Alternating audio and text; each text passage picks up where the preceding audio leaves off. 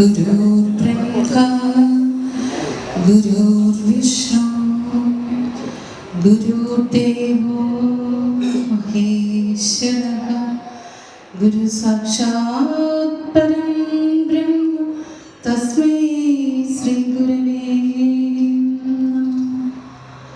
सचेतन चेतनमे प्रपंचम सर्वं വിളങ്ങുന്ന കടാവിളക്ക് സമസ്ത ഭവ്യങ്ങളും ഉള്ളിലാഴ്ത്തും സ്നേഹപ്പരപ്പിൻ കടലേ തുഴഞ്ഞേ. നേരായി വന്നെടുക്കാം വേറാരുമില്ല ഗതിയെന്ന് ഉള്ളിലെന്ന് പാടിയ ഋഷികുലത്തിൻ്റെ സൂര്യശോഭയായ ഭഗവാൻ ശ്രീനാരായണ പരമഹംസദേവന്റെ പാതാരവിന്ദങ്ങളിൽ പ്രണാമം. ശ്രീനാരായണ ധർമ്മപരിപാലന യോഗം കോട്ടയം യൂണിയൻ 26 നമ്പർ മറിയപ്പള്ളി ശാഖയുടെ 20ാമത് ദർശന സംഗമം നടക്കുന്ന ഈ 4ാം നാൾ ഇതിൻ്റെ അധ്യക്ഷ സ്ഥാനം അലങ്കരിക്കുന്ന ഏറെ സ്നേഹബഹുമാനായ ശാഖായോഗത്തിൻ്റെ മാനേജിംഗ് കമ്മിറ്റി അംഗം ശ്രീ ഷൈൻ ചേദാസ് അവർകൾ, സ്വാഗതം ആശംസിച്ച ശാഖയുടെ ബഹുമാനായ മാനേജിംഗ് കമ്മിറ്റി അംഗം ശ്രീ NT കുട്ടപ്പൻ അവർകൾ, ഇതിൻ്റെ കൃതജ്ഞത അർപ്പിക്കുന്ന ബഹുമാനപ്പെട്ട വനിതാ സംഘത്തിൻ്റെ സെക്രട്ടറി ശ്രീമതി ബീന ജയൻ അവർകൾ, ഭഗവാന്റെ തൃക്കരങ്ങൾ കൊണ്ട് സർട്ടിഫിക്കറ്റ് വാങ്ങി ആ അനുഗ്രഹം ആ പുണ്യമാവോളം അനുഭവിച്ചു കൊണ്ടിരിക്കുന്ന ഈ പുണ്യഭൂവിൽ വരുവാനും ഈ വിശിഷ്ട സദസ്സിനെ അഭിസംബോധന ചെയ്യുവാനുമുള്ള അവസരം ഒരുക്കി തന്ന ഊർജ്ജസ്വലരും കർമ്മധീരരുമായ ഈ ശാഖായോഗത്തിൻ്റെ ബഹുമാന്യരായ പ്രവർത്തകർ, പ്രസിഡന്റ്, സെക്രട്ടറി, മറ്റ് ശാഖയുടെ ബഹുമാന്യരായ പ്രവർത്തകർ, വനിതാ സംഘത്തിൻ്റെ യൂത്ത് മൂവ്മെൻറ്റിൻ്റെയും മറ്റ് ഇതര സംഘടനകളുടെയും ബഹുമാന്യരായ പ്രവർത്തകർ, ഈ ക്ഷേത്രത്തിൻ്റെ ഏറെ ആദരണീയനായ മേൽശാന്തികൾ, ഇന്നിവിടെ എല്ലാ തിരക്കുകളും മാറ്റിവെച്ച് അറിവിൻ്റെ പ്രക്ഷാളനം നൽകുവാൻ എത്തിച്ചേർന്നിരിക്കുന്ന സൂര്യസുഹൃത്തുക്കളായ ഏറെ പ്രിയപ്പെട്ട മാതാപിതാക്കളെ, സഹോദരി സഹോദരങ്ങളെ, പ്രിയപ്പെട്ട കുഞ്ഞുങ്ങളെ, എല്ലാവർക്കും ഹൃദ്യമായ നമസ്തേ. ഒരുപാട് സന്തോഷം തോന്നുന്നു. സ്വാഗത പ്രസംഗത്തിലൂടെ തന്നെ നിങ്ങളുടെ എല്ലാം മനം കവർന്ന നിങ്ങളുടെ ബഹുമാനപ്പെട്ട മാനേജിംഗ് കമ്മിറ്റി അംഗം ശ്രീ കുട്ടപ്പൻ ചേട്ടനെ തന്നെ ആദ്യം തന്നെ വളരെയധികം ഇഷ്ടപ്പെട്ടു എന്ന് പറയാം. ഞങ്ങളുടെ അമ്മയന്നൂരുകാർക്ക് ഞങ്ങൾക്ക് നേരത്തെ പരിചയമുണ്ട്.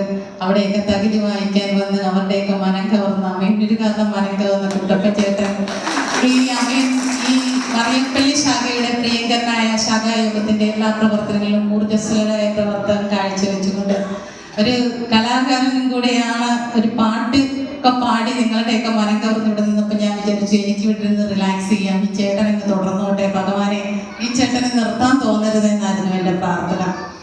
കാരണം ചേട്ടൻ മാറിക്കഴിയുമ്പോൾ എൻ്റെ പ്രഭാഷണം കേൾക്കുമ്പോൾ നിങ്ങൾക്ക് ബോറടിച്ചെങ്കിലോ എന്ന് ഓർത്ത്.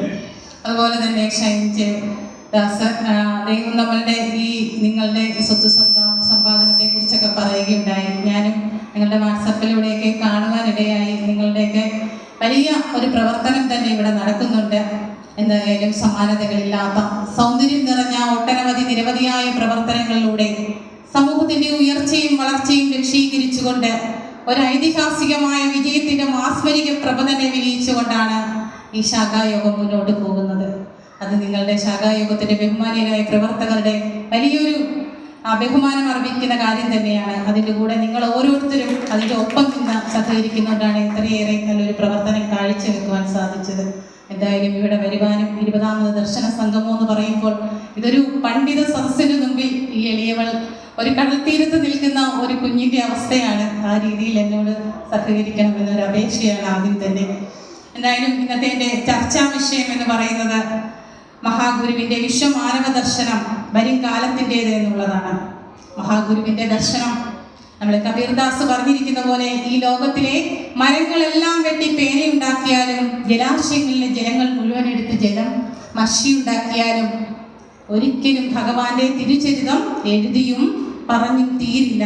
അല്ലേ? സത്യമല്ലേ? ഗുരുവിൻ്റെ ദർശനം ഈ വരും കാലത്തിനും, അതായത് അന്ന് ഗുരു നൂറ്റാണ്ടുകൾക്ക് മുമ്പ് ഗുരുവിൻ്റെ ദർശനം ഗുരുവിൻ്റെ വാക്കുകളിലൂടെയും പ്രവർത്തികളിലൂടെയും ചിന്തകളിലൂടെയും ഒരു നോട്ടം കൊണ്ടുപോലും മഹാഗുരു എന്താണ് നമ്മൾക്ക് ദർശനം തന്നിരിക്കുന്നത്, ആ ദർശനം ഇന്നും ഇനിയും വരുവാൻ പോകുന്ന കാലത്തിനും കാലാതീതമായ ഒരു ദർശനം തന്നെയാണ് എന്ന് നമുക്ക് നിസ്സംശയം പറയുവാൻ സാധിക്കും. ആ മഹാഗുരുവിന്റെ ആ തിരുജനനം തന്നെ നമുക്കറിയാം. ഭഗവത്ഗീതയിൽ പറഞ്ഞ ഗീതാവാക്യം നമുക്ക് ഏവർക്കും അറിയാവുന്നതാണ്. യഥാ യഥാ ഹി ധർമ്മസ്യ ഗ്ലാനിർഭവതി ഭാരത അഭ്യുത്ഥാനം അധർമ്മസ്യ തദാത്മാനം സൃജാമഹം പരിത്രാണായാം സാധൂനാം വിനാശായ ച ദുഷ്കൃതയ ധർമ്മ സംസ്ഥാപനാർത്ഥായ സംഭവാമി യുഗേ യുഗേ. ഈ ഗീതാവാക്യം അന്വർത്ഥമാക്കിക്കൊണ്ടായിരുന്നു മഹാഗുരുവിന്റെ ജനനം, അല്ലേ? പിന്നീട് മഹാകവി വള്ളത്തോൾ എഴുതി വെച്ചിട്ടുണ്ട്, പെരുത്ത നൂറ്റാണ്ടിനിടയ്ക്കൊരിക്കലി മരുപ്പറമ്പാം ഉലകത്തിൽ ഈശ്വരൻ ഒരിട്ട വൃക്ഷത്തെ നടുന്നു പാന്തരായി വരുന്നവർക്കായി തണൽ മുറ്റമേകുവാൻ. ഈ ഒരു ചതുഷ്പതിയും സ്വയം പ്രകാശിതമാണ്. ഈ 4 വരിയിൽ ആരെക്കുറിച്ചാണ് പറയുന്നതെന്ന് ചോദിച്ചാൽ നമ്മൾക്ക് മറിച്ചൊരു ഉത്തരമില്ല. ഭഗവാൻ ശ്രീനാരായണ പരമഹംസദേവനല്ലേ? ആ ഗുരുവിനെ എങ്ങനെയാണ് മറ്റ് ഋഷി പരമ്പരയിൽ നിന്ന് ആ ഗുരുവിനെ വ്യത്യസ്തനാക്കുന്നത് എന്നാണ് നാം മനസ്സിലാക്കേണ്ടത്. ഗുരുവിനെ ഏതൊരു അളവുകോലെടുത്താലും എല്ലാവർക്കും സ്വീകാര്യമായ ഒരു ദർശനമായിരുന്നു ഗുരുവിൻ്റേത്.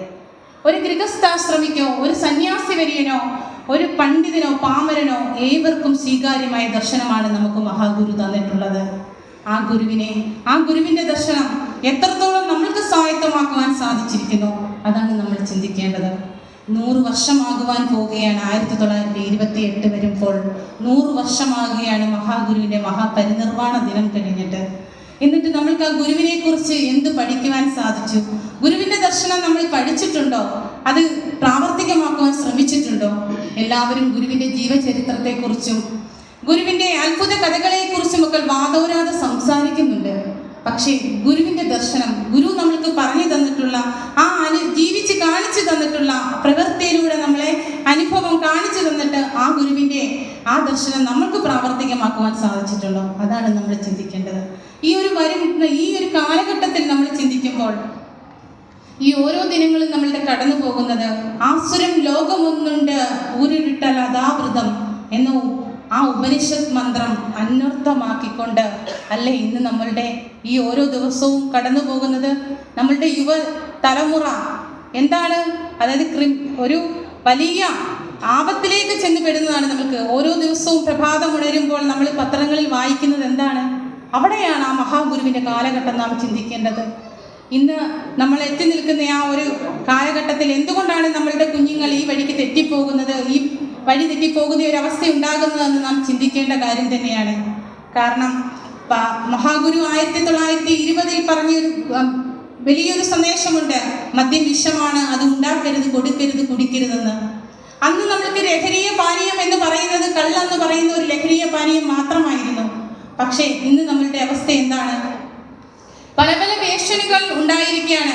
മദ്യത്തിന് പകരം വിദേശ മദ്യങ്ങളും പല രീതിയിലുള്ള വേഷനുകൾ, അതായത് ആ കച്ചവട മുതലാളിമാർ ഇതിൻ്റെ ലഭ്യത മനസ്സിലാക്കിക്കൊണ്ട് തന്നെ പല പല വേഷനുകൾ ഉണ്ടാക്കി നമുക്ക് സമൂഹത്തിൽ പല പല പൗരന്മാരെ ഉണ്ടാക്കിക്കൊണ്ടിരിക്കുന്ന ഒരു അവസ്ഥയിലോട്ടാണ്. എന്തുകൊണ്ടാണ് ഇത് സംഭവിക്കുന്നതെന്നാണ് നാം ചിന്തിക്കുന്നത്. നമ്മളുടെ കുട്ടികൾ ഭൗതികമായ ആസക്തികൾ ആണ്ടുപോയിട്ട് അവർക്ക് ആ ആത്മീയത എന്താണ് എന്ന് അറിയാൻ വയ്യാത്തൊരവസ്ഥയിലോട്ട് ഭഗവാൻ ദർശനമാലയിൽ നമ്മൾക്ക് പറഞ്ഞു തരുന്നുണ്ട്. ആത്മവിദ്യ നമ്മൾക്ക് സങ്കോചം വരുമ്പോൾ, ആത്മവിദ്യക്ക് കുറവ് വരുമ്പോൾ എന്താ പൈശാചികമായ ഒരു അവസ്ഥ വരുമെന്ന് നമ്മൾക്ക് പറഞ്ഞു തരുന്നുണ്ട്. ഇതൊക്കെ നമ്മളുടെ വീടുകളിൽ ആ മഹത് ഗ്രന്ഥങ്ങൾ വായിക്കുകയും ചർച്ച ചെയ്യുകയും ഒക്കെ ചെയ്യുമ്പോൾ ഒരു നല്ല ശുദ്ധമായ മനസ്സോടുകൂടി നമ്മുടെ പുതിയ തലമുറയെ ഒരു നല്ല സംസ്കാരത്തോടെ നമുക്ക് വളർത്തുവാൻ കഴിയും. ആ അരുളും അൻപും അനുകമ്പയുമുള്ള അരുളുള്ളവനാണ് ജീവി എന്ന് ഉരുവിട്ടുകൊണ്ട് ആ നമാക്ഷരി മന്ത്രം നമ്മളുടെ കുഞ്ഞുങ്ങളുടെ ചെവികളിൽ ഓതിക്കൊടുക്കുവാൻ നമ്മൾക്ക് കഴിയണം. നമ്മളുടെ മക്കളെ നമ്മൾ ചേർത്ത് പിടിച്ചുകൊണ്ട് ആ മഹാഗുരു 1920 നമ്മൾക്ക് അങ്ങനെ ഒരു സന്ദേശം തന്നപ്പോൾ നമ്മളൊന്ന് ഓർത്തു നോക്കണം. അന്ന് ഇത്രയും വലിയൊരു ആപത്തുകളൊന്നും ഇല്ലാതിരുന്ന ഒരു കാലഘട്ടത്തിലാണ്. ഇന്നിപ്പോൾ 100 വർഷം കഴിയുമ്പോൾ ഇന്ന് നമ്മൾ നിൽക്കുന്ന സ്ഥിതി എന്താണ്? ഒന്നോർക്കണം, നമ്മുടെ രാജ്യത്ത് ആദ്യമായി AI സംവിധാനം വന്നു. ഒന്നോർക്കണം, ആ AI സംവിധാനം നമ്മുടെ രാജ്യത്ത് ആദ്യമായി വന്നു. കെമിക്കൽ സെൻസറുകൾ നമ്മളുടെ കുഞ്ഞുങ്ങൾ പഠിക്കുന്ന ഹോസ്റ്റലുകളിലും ടോയ്ലറ്റുകളിലും വെക്കുവാന്നുള്ള വാർത്തകൾ നമ്മൾക്ക് കാണുവാൻ സാധിച്ചു. ലക്ഷങ്ങൾ രൂപ മുടക്കി ഇങ്ങനെയൊരു സംവിധാനം നമ്മുടെ രാജ്യത്ത് ആദ്യമായി വെക്കുക എന്ന് പറയുമ്പോൾ നമ്മൾ ചേർത്ത് പിടിക്കുന്ന നമ്മുടെ പൊന്നോമനകൾ, നമ്മൾ വീട്ടുകളിൽ വളർത്തിയ നമ്മുടെ പൊന്നോമനകൾക്ക് വേണ്ടിയാണ് ഇങ്ങനെ കോളേജുകളിലൊക്കെ വെക്കുന്നതെന്ന് പറയുമ്പോൾ ഏതൊരവസ്ഥയിലോട്ടാണ് നമ്മൾ കടന്നു പോകുന്നതെന്ന് ചിന്തിക്കണം. കാരണം ഈ 2-3 മാസത്തിനുള്ളിൽ ലഹരിയുടെ മയക്കുമരുന്നിൻ്റെയും ലഹരിയുടെയും ഉപയോഗം മൂലം 75 കൊലപാതകങ്ങൾ നടന്നെങ്കിൽ 80 മരണം വരെ സംഭവിച്ചു എന്ന് പറയുന്നു. അതും ആ മരണം സംഭവിച്ചതൊക്കെ ഒന്ന് ചിന്തിച്ചു നോക്കണം. സഹോദരന്മാരും മാതാപിതാക്കളെയും കൂട്ടുകാരെയും ഒക്കെ കൊലപ്പെടുത്തിയതിൻ്റെ പേരിലാണ് ഈ മരണം സംഭവിച്ചിരിക്കുന്നത്. അത് എത്ര ആഴത്തിലാണ് ആ ഒരു വേദന നമ്മൾ മനസ്സിലാക്കുന്നത്. കാരണം നമ്മളുടെ സ്വന്തം രക്തബന്ധത്തിലുള്ളവരെയാണ് ലഹരിയുടെ ഉപയോഗം മൂലം കൊന്നു കൊലവിളിക്കുന്നത്. അവിടെയൊക്കെയാണ് മഹാഗുരുവിൻ്റെ ആ വലിയൊരു ദർശനം നാം മനസ്സിലാക്കേണ്ടത്. ഏതൊരു കാലത്തിനും കാലാതീതമായ ഒരു വലിയ ദർശനം തന്ന ആ മഹാഗുരുവിൻ്റെ ദർശനം നമ്മളുടെ കുട്ടികളിലേക്ക് പകർന്നു കൊടുക്കുവാൻ നമ്മൾക്ക് സാധിക്കുന്നുണ്ടോ? എന്തുകൊണ്ട് നമ്മൾക്ക് നമ്മുടെ കുട്ടികളെ നമ്മൾക്ക് ചേർത്ത് പിടിക്കുവാൻ സാധിക്കുന്നില്ല? നമ്മളുടെ തിരക്കുകൾ മൂലമാണെന്ന് നമ്മൾക്ക് ഒരുപക്ഷെ പറയാൻ സാധിക്കും. പക്ഷേ അതിനുപരി നമ്മൾക്കിന്ന് സർക്കാർ പോലും MDM പോലുള്ള വലിയ മാരകമായ വിഷവസ്തുക്കളുടെ മുമ്പിൽ മുട്ടുകുത്തി നിൽക്കുന്ന ഒരവസ്ഥ.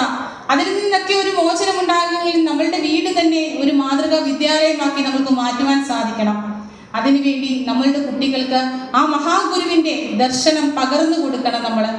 നമുക്കറിയാം, ഒരു ബുദ്ധിയുള്ള ഒരു മനുഷ്യൻ്റെ, അതായത് റെയ്മണ്ട് ഹോളിവെൽ എന്നൊരു ഗ്രന്ഥകാരൻ ഒരു പുസ്തകത്തിൽ എഴുതി വെച്ചിട്ടുണ്ട്, ഒരു ബുദ്ധിയുള്ള മനുഷ്യന് പല ഒരു ചിന്തകൾ വരും, എന്നാൽ ഒരു ബുദ്ധിയില്ലാത്ത മനുഷ്യന് ചിന്തകൾ വരില്ല.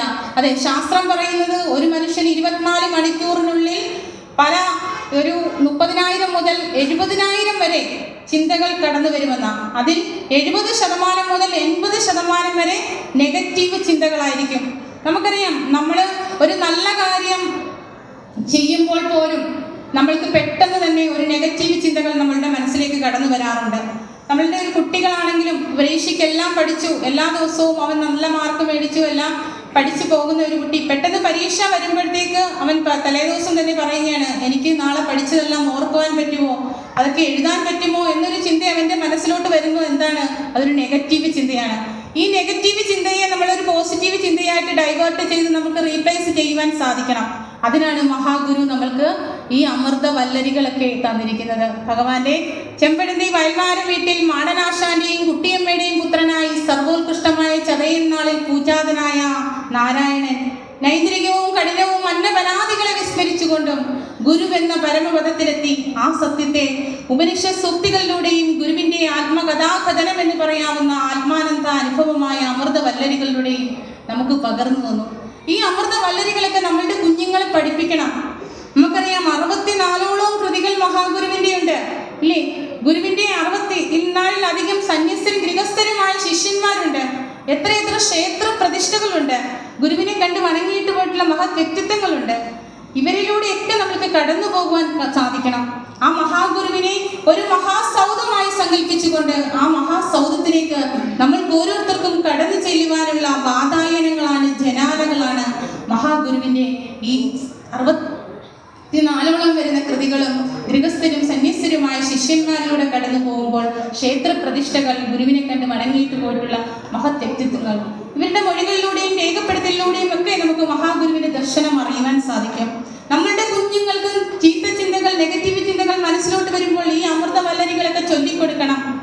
നമുക്കറിയാം, ദൈവദശകം ഇന്ന് 114 ഭാഷകളിൽ വിവർത്തനം ചെയ്തിരിക്കുന്ന ദൈവദശകം നമ്മൾക്ക് മലയാളികൾക്ക് ഒരു ജാതിയുടെയോ മതത്തിൻ്റെയോ ഒരു വേർതിരിവുമില്ലാതെ നമ്മൾക്ക് ദൈവമേ എന്ന് വിളിച്ചുകൊണ്ട് പ്രാർത്ഥിക്കുവാൻ തന്നിരിക്കുന്ന ദൈവദശകം.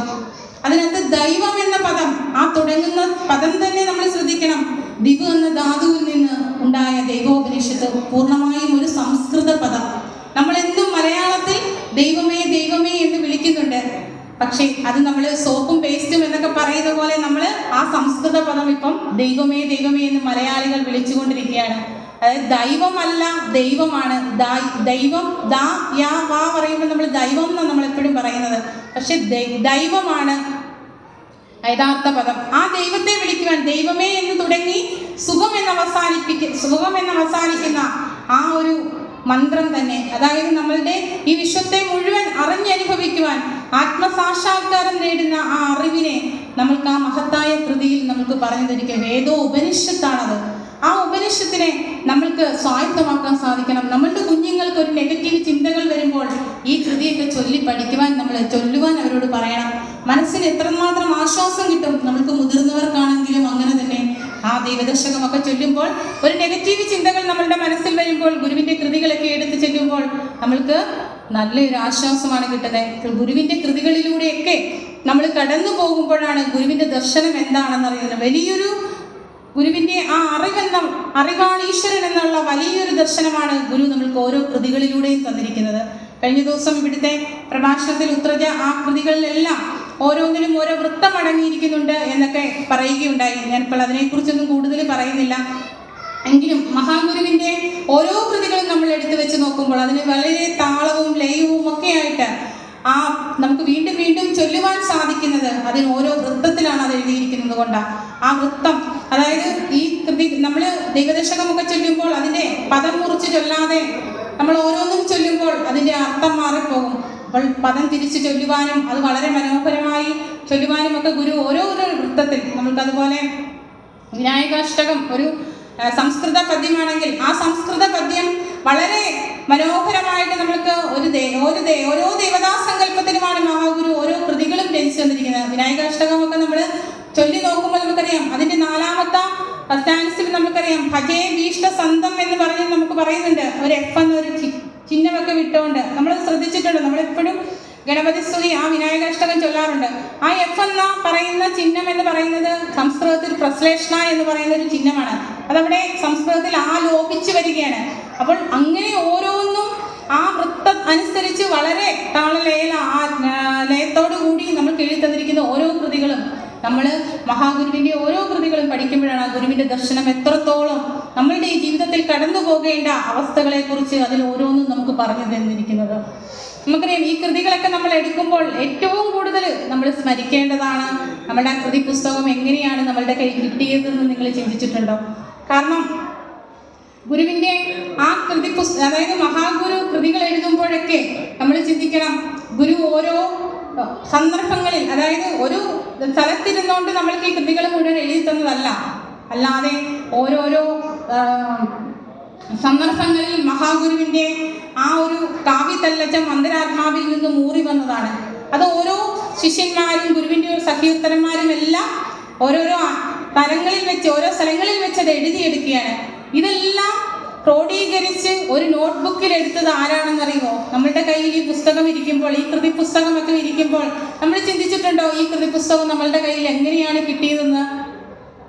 ഗുരുവിൻ്റെ സന്യസ്ത ശിഷ്യന്മാരായ ജോൺ ധർമ്മതീർത്ഥറും മഹാകവി കെ എം കുമാരസ്വാമി സന്യാസി, ഇവർ രണ്ടുപേരെ നമ്മളൊന്ന് സ്മരിക്കണം നമ്മളുടെ കയ്യിൽ ഈ കൃതി പുസ്തകം കിട്ടുമ്പോൾ. കാരണം ജോൺ ധർമ്മതീർത്ഥ സ്വാമികളെ കുറിച്ചൊക്കെ നമ്മൾ ഏറെ പഠിക്കേണ്ടതുണ്ട്. കാരണം ഗുരുവിൻ്റെ ദർശനം എത്രത്തോളം ഈ ലോകം മുഴുവൻ പ്രചരിപ്പിച്ച ഒരു വ്യക്തിത്വമാണ് ജോൺ ധർമ്മതീർത്ഥ സ്വാമികൾ. ഈ പേര് കേൾക്കുമ്പോൾ നിങ്ങൾ ഒരുപക്ഷെ ചിന്തിക്കും, എന്താണ് മതം മാറിപ്പോയ ഒരു സന്യാസി വര്യൻ എന്നൊക്കെ പറയാറുണ്ട്. പേര് കേൾക്കുമ്പോൾ നമ്മൾക്ക് മനസ്സിലാകും ഒരു ക്രിസ്തീയ പേരാണല്ലോ, ഇതെന്താണ് എങ്ങനെ പേരിട്ടിരിക്കുന്നത്? മതം മാറിപ്പോയ സന്യാസി വര്യൻ എന്ന് പറയുന്നത്. പക്ഷേ അദ്ദേഹത്തിൻ്റെ ആ ഒരു എന്തുകൊണ്ടാണ് നമ്മളുടെ ഇങ്ങനെ ഒരു പേര് വരാൻ കാരണം എന്ന് ചിന്തിക്കുമ്പോൾ നമുക്കറിയാം, ഇദ്ദേഹം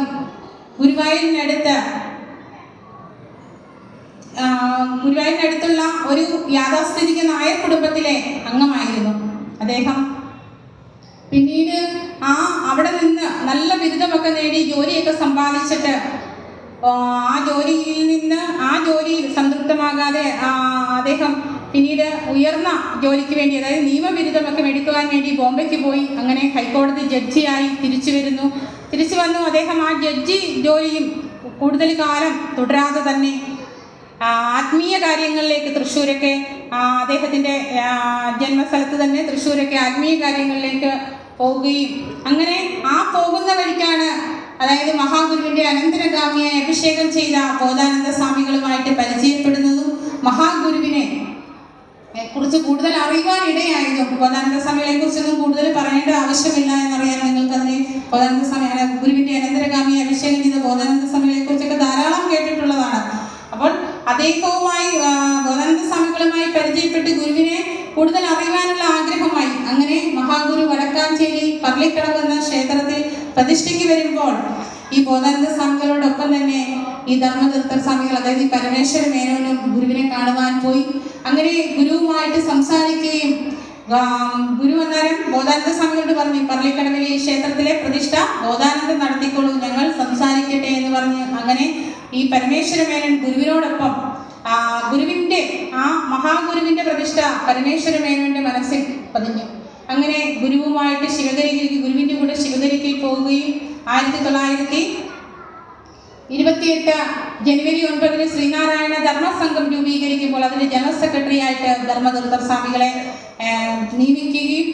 നിയമിക്കുവാൻ കാരണമുണ്ട്.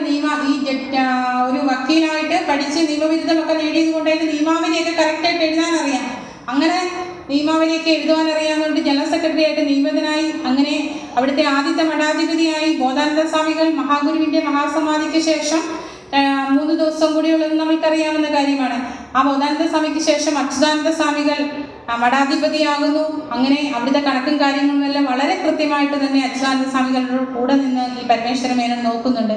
അതിനുശേഷം ഗോവിന്ദാനന്ദ സ്വാമി അടുത്ത മഠാധിപതിയാവുമ്പോഴും ഈ കണക്കും കാര്യങ്ങളും എല്ലാം നോക്കി. ഗോവിന്ദാനന്ദ സ്വാമികളും മഹാസമാധിക്ക് ശേഷം ഈ പരമേശ്വര മേനോന്റെ ജാതിയുടെ പേരിൽ അവിടെ എല്ലാവരും വൈശാലികമായ എല്ലാവരും പോര് തുടങ്ങി, ജാതിപ്പോര് തുടങ്ങി. അങ്ങനെ പരമേശ്വര മേനോൻ അവിടെ വിട്ട് വടക്കേ ഇന്ത്യയിലേക്ക് പോവുകയാണ്. വടക്കേ ഇന്ത്യയിലേക്ക് പോകുമ്പോഴും മഹാഗുരുവിന്റെ ദർശനം എത്രത്തോളം പ്രചരിപ്പിക്കുവാൻ സാധിക്കുമോ അത്രത്തോളം പ്രചരിപ്പിക്കുവാൻ വേണ്ടി നല്ലൊരു പ്രവർത്തനം തന്നെ കാഴ്ചവെച്ചതായിട്ട് നമുക്ക് കാണുവാൻ സാധിക്കും. ഡോക്ടർ BR അംബേദ്കറെയൊക്കെ കാണുകയും, നമ്മൾക്കറിയാം ഇന്ന് ഇന്ത്യൻ ഭരണഘടന നിലവിൽ വന്നപ്പോൾ സാഹോദര്യം, സാഹിത്യം, സമത്വം, സ്വാതന്ത്ര്യം, സമത്വം അങ്ങനെയുള്ള കാര്യങ്ങളൊക്കെ പറഞ്ഞുകൊണ്ടാണ് നമുക്ക് ആർട്ടിക്കിൾ 14 ഇന്ത്യൻ ഭരണഘടന നിലവിൽ വരുന്നത്. അതേപോലെ തന്നെ ഒന്നോർക്കണം, 1888 മഹാഗുരു അരുവിപ്പുറത്ത് ശങ്കരൻകുഴിയിൽ നിന്ന് മുങ്ങിയെടുത്ത ശില മറ്റൊരു ശിലയിലേക്ക് ഉറപ്പിച്ചപ്പോൾ നമ്മളോട് പറഞ്ഞത് എന്താണ്? ജാതിഭേദം മതദ്വേഷം ഏതുമില്ലാതെ സർവരും സോദരത്തേന വാഴുന്ന മാതൃകാ സ്ഥാനമാണിതെന്ന്.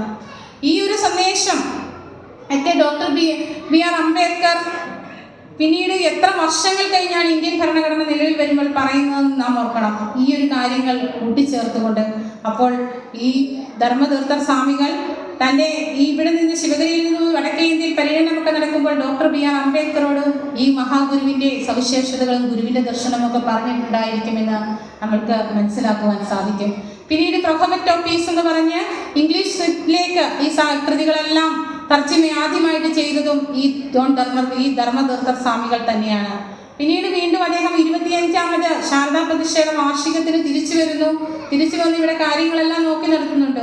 പക്ഷേ എങ്കിലും അദ്ദേഹത്തെ ഈ ജാതിയുടെ പേര് പറഞ്ഞ് വീണ്ടും വഴക്ക് തുടങ്ങിയപ്പോൾ അദ്ദേഹം പറഞ്ഞു, എനിക്കിനിയും ഈ മതത്തിൽ നിന്ന് കഴിഞ്ഞാൽ എൻ്റെ ഗുരുവിനെ എനിക്ക് പ്രചരിപ്പിക്കുവാൻ സാധിക്കില്ല, ഗുരുവിൻ്റെ ദർശനം ഈ ലോകത്തെ അറിയിക്കുവാൻ എനിക്ക് സാധിക്കുന്നില്ല, അതുകൊണ്ട് ഞാൻ മതം മാറിപ്പോവുകയാന്ന് പറയുകയാണ്.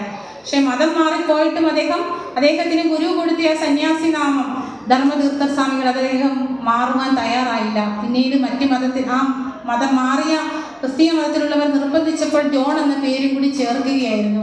ആ പേര് ചേർത്തിട്ട് പിന്നീടും അദ്ദേഹം നമുക്ക് ലോകത്തിൽ ആദ്യമായി ഈ വെള്ളത്തുണി വലിച്ചു കെട്ടി അതിൻ്റെ പിറകിൽ മാജിക് ലാമ്പ് തെളിയിച്ചുകൊണ്ട് ഗുരുവിൻ്റെ ചിത്രങ്ങൾ വരച്ചും ഗുരുവിൻ്റെ വചനങ്ങളും ഒക്കെ എഴുതി ഏറ്റവും കൂടുതൽ പ്രചരിപ്പിച്ച ഒരു വ്യക്തിത്വമാണ് ഈ ധർമ്മതീർത്ഥർ സ്വാമികൾ.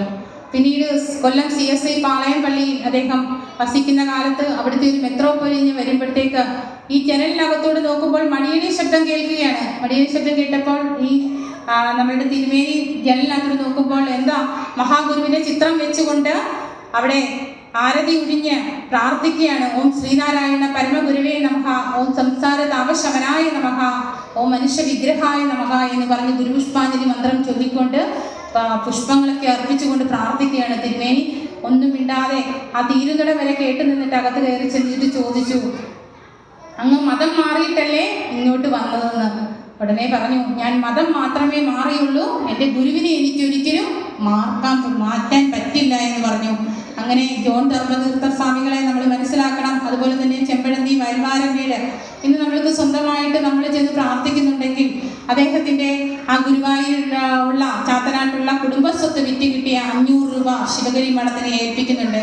അതായത് മഹാഗുരുവിൻ്റെ തറവാട് എന്ന് പറയുന്നത് ഇലഞ്ഞിക്കൽ തറവാട്, വലിയ കൂട്ടുകുടുംബമൊക്കെയുള്ള ഏക്കർ കണക്കിന് സ്ഥലമുള്ള ഒരു തറവാടായിരുന്നു. ആ തറവാട് കൂട്ടുകുടുംബമായതുകൊണ്ട് വിറ്റ് പോയപ്പോൾ മഹാഗുരുവിൻ്റെ മാതാവ് കുട്ടിയമ്മ ഗർഭ ശുശ്രൂഷയ്ക്കായി ഉപയോഗിച്ചിരുന്ന ഈ വയൽവാരം കുടുംബവും വിറ്റുപോകുന്ന അവസ്ഥ വന്നപ്പോൾ ഈ ധർമ്മതീർത്ഥ സ്വാമികൾ തൻ്റെ കുടുംബസ്വത്ത് കിട്ടിയ ആ വിറ്റ് കിട്ടിയ 500 രൂപ ശിവഗിരി മഠത്തിനെ ഏൽപ്പിക്കുകയും അങ്ങനെ നമ്മൾക്ക് ചെമ്പഴന്തി വയൽവാരം വീട് സ്വന്തമാകുകയും ചെയ്യുകയായിരുന്നു. ഈ ജോൺ ധർമ്മതീർത്ഥ സ്വാമികളാണ് ഈ തൻ്റെ നോട്ട്ബുക്കിൽ എഴുതി എല്ലായിടത്തുനിന്നും എല്ലാ ശിഷ്യന്മാരിൽ നിന്നും പല സന്ദർഭങ്ങളിൽ മഹാഗുരുവിൻ്റെ ആന്തരാത്മാവിൽ നിന്നും ഊറി വന്ന കാവ്യതലജങ്ങളെല്ലാം ഒരു നോട്ട്ബുക്കിൽ പകർത്തി വെച്ചിരുന്നു. ഇതെല്ലാം കുമാരസ്വാമി സന്യാസി 1941 നമ്മളുടെ കൈകളിലേക്ക് എത്തിക്കുന്നത്. അപ്പോൾ നമ്മൾ ഈ കൃതിപുസ്തകമൊക്കെ എടുത്ത് നമ്മൾ വായിക്കുമ്പോൾ നമ്മൾ എപ്പോഴും സ്മരിക്കേണ്ട വ്യക്തിത്വങ്ങളാണ് ഈ ജോൺ ധർമ്മതീർത്ഥ സ്വാമികളും കുമാരസ്വാമി സന്യാസിയും. ഈ കുമാരസ്വാമി സന്യാസിയും അതുപോലെ റെയിൽവേയുടെ ഒരു ഫുഡ് കോർട്ട് നടത്തുന്ന മനുഷ്യനായിരുന്നു. അദ്ദേഹം ഗുരുവിനെ റെയിൽവേ സ്റ്റേഷനിൽ വെച്ച് കാണുവാനിടയായി ഗുരുവിൽ ആകർഷനായി ഗുരുവിനോടൊപ്പം ചേരുകയും ഗുരുവിൻ്റെ ഗ്രന്ഥങ്ങളൊക്കെ ചെറിയ ഗ്രന്ഥങ്ങളൊക്കെ ധാരാളം എഴുതുകയും ചട്ടമ്പി സ്വാമി മഹാഗുരുവിൻ്റെ ഗുരുവാണെന്ന് പറയുമ്പോൾ അതിനെ ശക്തമായി എതിർക്കുന്ന ഒരു സന്യാസി വര്യനാണ് കുമാരസ്വാമി സന്യാസി. കുമാരൻ എന്നായിരുന്നു പേര്, ഗുരു കുമാരസ്വാമി എന്നായിരുന്നു പേര്. അത് കാരണം ഗുരു പറഞ്ഞു ആ പേര് തന്നെ മതി, കുമാരസ്വാമി എന്ന് തന്നെ പേരുണ്ടല്ലോ, കുമാരസ്വാമി സന്യാസി എന്ന് അങ്ങനെ അറിയപ്പെടുന്നു. അപ്പോൾ ഇവരെയൊക്കെ നമ്മൾ എപ്പോഴും സ്മരിക്കണം. പിന്നീട് ശിവഗിരി മഠം ഏറ്റെടുത്തു കഴിഞ്ഞപ്പോൾ ഈ കൃതിപുസ്തകം നമ്മളുടെ കിട്ടുന്ന ഗീതാനന്ദ സ്വാമി, ശ്രീനാരായണ തീർത്ഥർ സ്വാമികൾ ഇവരൊക്കെ ഇതിനു വേണ്ടി ഒരു നല്ല പ്രവർത്തനം നമ്മൾക്ക് ഈ കൃതിപുസ്തകമൊക്കെ വീണ്ടും പുനരച്ചടിക്കാനൊക്കെ വേണ്ടി ചെയ്തിട്ടുണ്ട്. ഇവരെയൊക്കെ നമ്മൾ പഠിക്കേണ്ടതാണ്. ഗുരുവിൻ്റെ ദർശനം ഇവരിലൂടെയൊക്കെ ഈ ലോകം മുഴുവൻ അറിയുവാൻ വേണ്ടി നല്ലൊരു പ്രവർത്തനം തന്നെ ഇവർ കാഴ്ചവെച്ചിട്ടുള്ളവരാണ്. അതുപോലെ തന്നെ ഈ കൃതിയൊക്കെ എടുക്കുമ്പോൾ ഗുരുവിൻ്റെ ആ കവിത്വസ്ഥിതി എത്രത്തോളമാണ് എന്ന് നമുക്ക് കാണുവാൻ സാധിക്കും. ഓരോ കൃതിയുടെയും ഓരോ തലക്കെട്ട് കാണുമ്പോൾ തന്നെ നമുക്കറിയാം അത് ഏത് ദേവതാ സങ്കല്പത്തിലുള്ളതാണെന്നും അത് എത്ര കൃതിയാണെന്നും എത്ര പദ്യമുണ്ട് എന്ന് പോലും നമുക്കത് അറിയുവാൻ സാധിക്കും. വിനായകനെ സ്തുതിച്ചുകൊണ്ട് 8 പദ്യങ്ങൾ വിനായകാഷ്ടകം എന്ന് പറയുമ്പോൾ, ഭദ്രകാളിയെ സ്തുതിച്ചുകൊണ്ട് 8 പദ്യങ്ങൾ, ദേവിയെ സ്തുതിച്ചുകൊണ്ടുള്ള 8 പദ്യങ്ങൾ, അതൊക്കെ നമ്മൾ അതിൻ്റെ തലക്കെട്ട് കാണുമ്പോൾ തന്നെ നമുക്ക് മനസ്സിലാകും. അപ്പോൾ ഗുരുവിൻ്റെ ഓരോ കൃതികളും നമ്മൾ എടുത്തു വെച്ച് നോക്കുമ്പോൾ ഒരു വലിയ ദർശനമാണ്. ഓരോന്നിനെ കണക്ട് ചെയ്താണ് പോയിരിക്കുന്നത്. കാരണം ദൈവദശകത്തിൽ തന്നെ ദൈവദശകം എന്ന ഒരൊറ്റ കൃതി തന്നെ പഠിക്കുമ്പോൾ നമ്മൾക്കറിയാം ഈ പ്രപഞ്ചത്തിൻ്റെ വലിയൊരു സത്ത എന്താണ്, ഈ പ്രപഞ്ചത്തിൽ അടങ്ങിയിരിക്കുന്നത് ഈ ജീവജാലങ്ങളിലെല്ലാം ഒരേ ഒരു സത്തയാണെന്നുള്ളൊരു സത്യം നമുക്ക് പറഞ്ഞു തരികയാണ്. ശാസ്ത്രത്തിന് മുമ്പേ സഞ്ചരിച്ച മഹാഗുരു. നമ്മൾക്കറിയാം തോമസ് ആൽവ എഡിസൺ ബൾബ് കണ്ടുപിടിച്ച് തോമസ് ആൽവ എഡിസനെ എല്ലാവർക്കും അറിയാം. കുഞ്ഞുങ്ങൾക്കൊക്കെ അത് പറഞ്ഞു കൊടുക്കണം. അതായത് ഈ മൊബൈൽ ഫോണിലൊക്കെ തോണ്ടി നമ്മളിപ്പോൾ ഈ 2 മാസത്തെ അവധിക്ക് കുട്ടികൾ മൊബൈൽ ഭയങ്കര ദുരുപയോഗം ചെയ്യുന്ന ഒരവസ്ഥയാണ്. അപ്പം പറയണം നിങ്ങൾ തോമസ് ആൽവ എഡിസൺ എന്നൊക്കെ അടിച്ചു കൊടുത്തു മലയാളത്തിൽ വരണമെങ്കിൽ മലയാളത്തിൽ, ഇംഗ്ലീഷ് അറിയാവുന്ന കുട്ടികളാണ് ഇംഗ്ലീഷ് അടിച്ചു കൊടുത്തിട്ട് ആ തോമസ് ആൽവ എഡിസനെ കുറിച്ചൊക്കെ നമ്മളുടെ കുട്ടികൾക്ക് പറഞ്ഞു കൊടുക്കണം. അവർ വായിച്ചു നോക്കണം. കാരണം അദ്ദേഹമൊക്കെ ഈ ബൾബ് കണ്ടുപിടിക്കുവാനും ഒക്കെ കഷ്ടപ്പെട്ടത് എങ്ങനെയാണെന്ന് അതിൻ്റെയൊക്കെ പിന്നിൽ ഒരു ചരിത്രം തന്നെയുണ്ട്. അവർ ആ ലക്ഷ്യത്തിലെത്തുന്ന ഒരു വലിയ ചരിത്രം.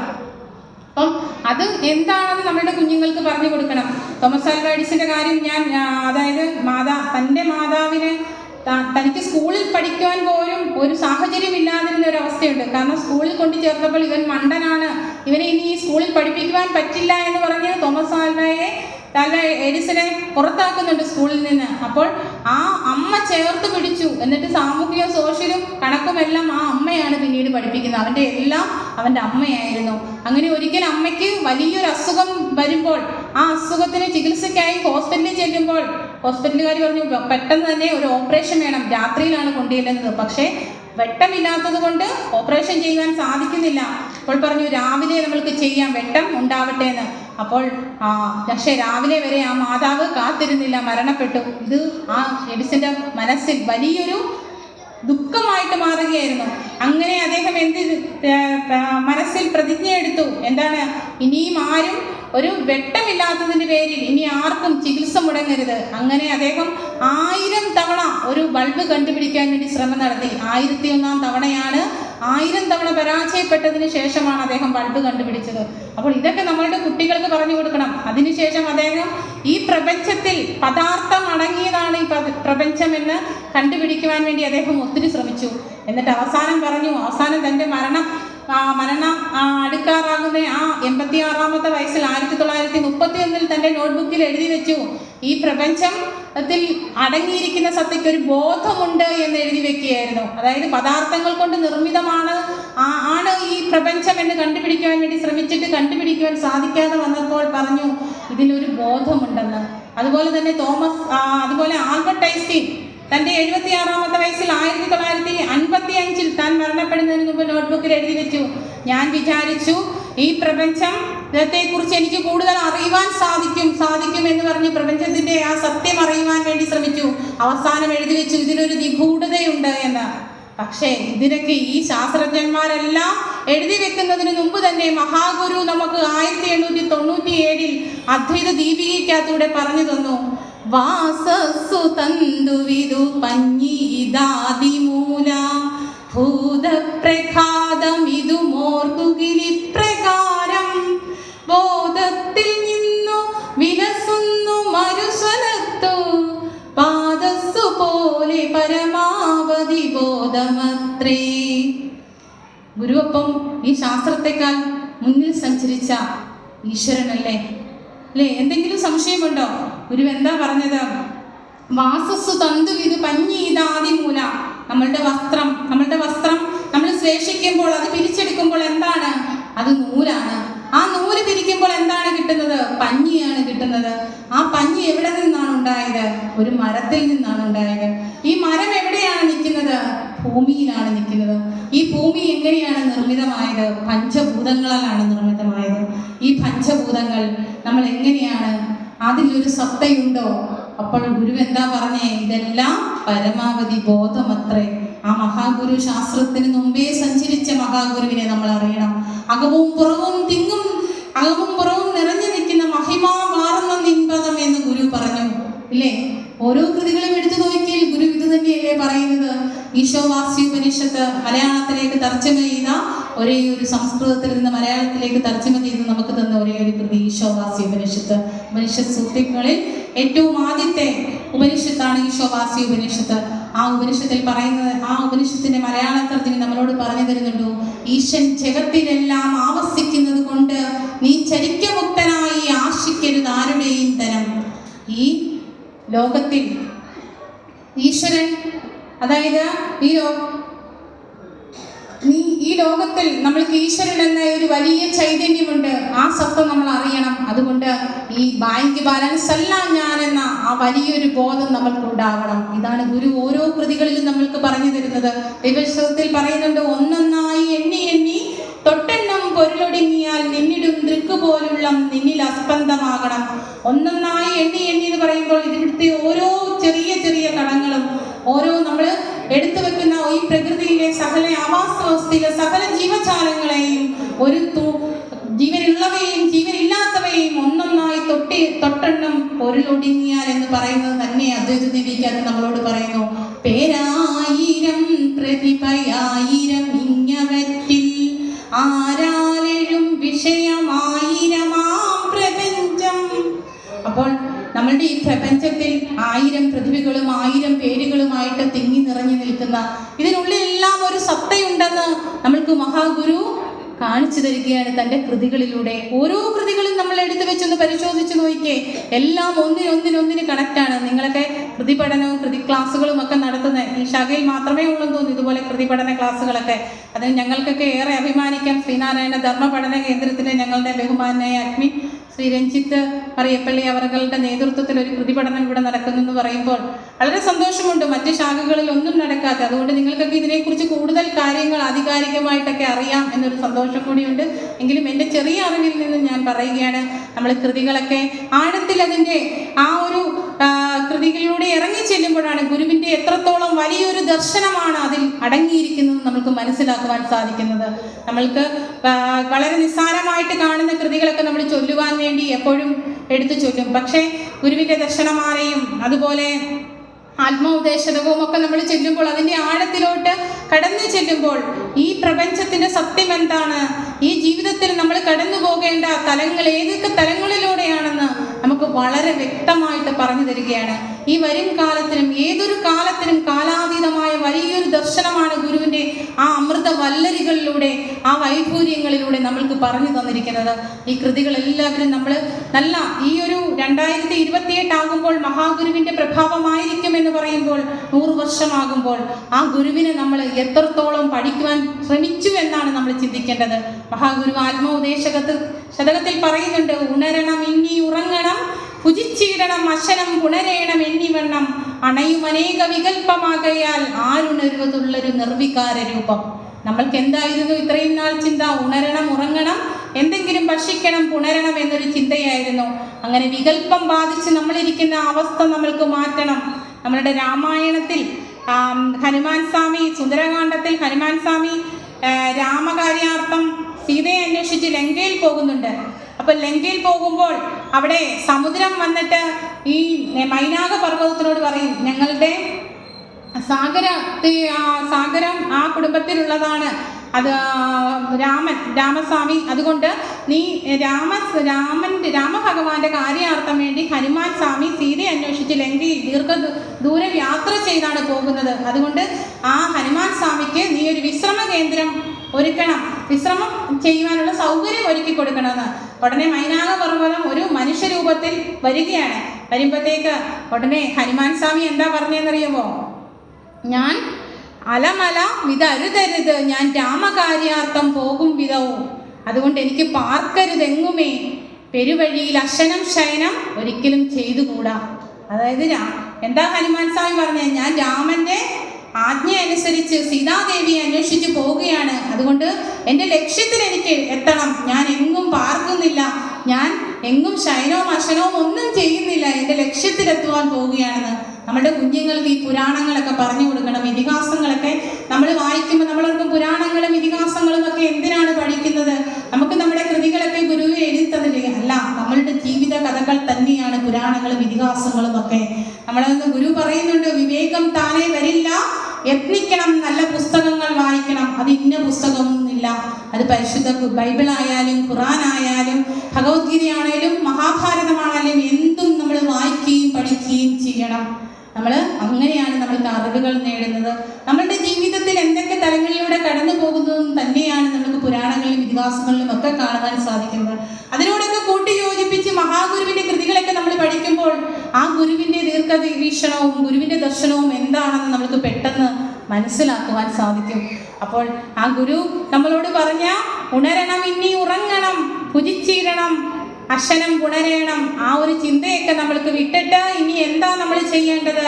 ഉണരരുതിന്നി ഉറങ്ങിടാതിരുന്നീടണം, അറിവായി അതിനിന്ന യോഗ്യനെന്നാൽ പ്രണവമുണർന്നു പിറപ്പൊഴിഞ്ഞു വാഴും മുനിജന സേവയിൽ മൂർത്തി നിർത്തിടേണം. ഇനി നമുക്ക് നമ്മുടെ ഇന്ദ്രിയങ്ങളെയൊക്കെ ഉള്ളടക്കിക്കൊണ്ട് ഉണരരുതിന്നി ഉറങ്ങിടാതിരുന്നിടം എന്ന് പറഞ്ഞാൽ എന്താണ്? നമ്മളുടെ ഇന്ദ്രിയങ്ങൾ ഉണർന്ന് പല വഴിക്ക് സഞ്ചരിക്കരുതെന്നാ പറഞ്ഞത് അല്ലേ?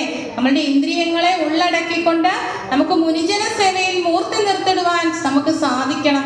ഗുരു ആത്മോപദേശകത്തിന്റെ ആദ്യത്തെ ശ്ലോകത്തിൽ തന്നെ അത് നമുക്ക് വളരെ വ്യക്തമായിട്ട് പറഞ്ഞു തരുന്നുണ്ട്. ആ ഒരു ശ്ലോകം പഠിച്ചു കഴിഞ്ഞാൽ തന്നെ ഈ 100 പദ്യങ്ങളുടെ അർത്ഥത്തിലും എന്താണ് അടങ്ങിയിരിക്കുന്നത് നമുക്ക് മനസ്സിലാകും. അറിവിലും ഏറെ അറിഞ്ഞിടുന്നവൻ തൻ ഉരുവിനുമൊത്തു പുറത്തു മുച്ചരിക്കും, കരുവിനു കണ്ണുകൾ 5 ഉള്ളടക്കി തെരുതെര വീണു വണങ്ങിയോതിടണോന്ന് പറഞ്ഞേ. അറിവിലും ഏറിയ അറിവെന്താണ്? നമ്മുടെ ഉള്ളിലുള്ള ആ ബോധം, നമ്മുടെ ഉള്ളിൽ തന്നെയുണ്ട് ആ ഈശ്വര ചൈതന്യം. നമ്മളെ തന്നെ നമുക്ക് തിരിച്ചറിയുവാനുള്ള വലിയൊരു അറിവാണ് അറിവിലും ഏറിയ അറിവെന്ന് നമുക്ക് പറഞ്ഞു തന്നത്.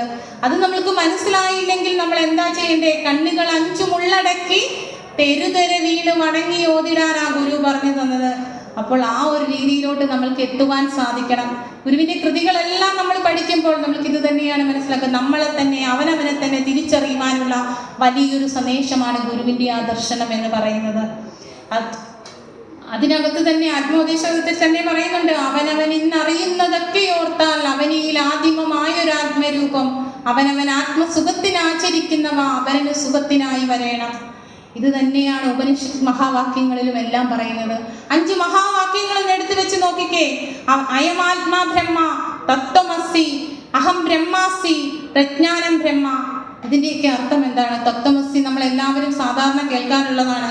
ശബരിമലയിലൊക്കെ 18-ാം പടി കയറി ചെല്ലുമ്പോൾ അവിടെ എഴുതി വെച്ചിട്ടുണ്ട് തത്വമസി, അത് നീ ആകുന്നു. അപ്പോൾ എന്താണ് പറഞ്ഞത്? നമ്മുടെ ഉള്ളിൽ തന്നെയുണ്ട് അഹം ബ്രഹ്മാസി, നമ്മളുടെ ഉള്ളിൽ തന്നെ ആ ബ്രഹ്മമുണ്ട്. അത് നമ്മൾ തിരിച്ചറിയണം. ഭഗവാൻ ആത്മോപദേശത്തിൽ വളരെ ലളിതമായി നമുക്ക് പറഞ്ഞു തന്നു, അവനവൻ ആത്മസുഖത്തിനാചരിക്കുന്നവ അപരന് സുഖത്തിനായി വരേണം.